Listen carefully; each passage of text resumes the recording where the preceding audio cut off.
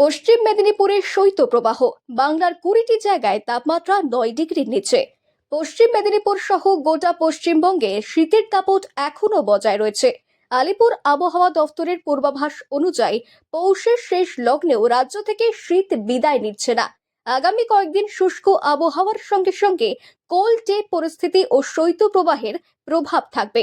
বিশেষ করে সকাল ও রাতের দিকে কনকনে ঠান্ডা বেশি অনুভূত হবে বলে জানানো হয়েছে। মঙ্গলবার ছিল চলতি সপ্তাহে কলকাতার সবচেয়ে ঠান্ডা দিন। শহরের সর্বনিম্ন তাপমাত্রা নেমেছিল প্রায় 11 ডিগ্রি সেলসিয়াসে এবং সর্বোচ্চ ছিল 22 ডিগ্রির কাছাকাছি। দক্ষিণবঙ্গের বীরভূম, পূর্ব বর্ধমান সহ একাধিক জেলায় শৈত্যপ্রবাহের সতর্কতা জারি করা হয়েছে। রাজ্যের প্রায় 20টি জায়গায় তাপমাত্রা 9 ডিগ্রির নিচে নেমে গিয়েছে।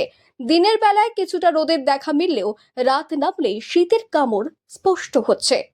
উত্তরবঙ্গেও শীতের প্রকোপ কমেনি।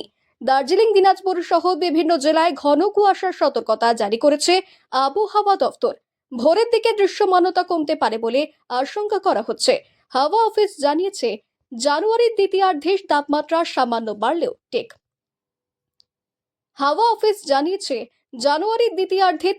সামান্য বাড়লেও শীত হঠাৎ করে বিদায় নেবে না।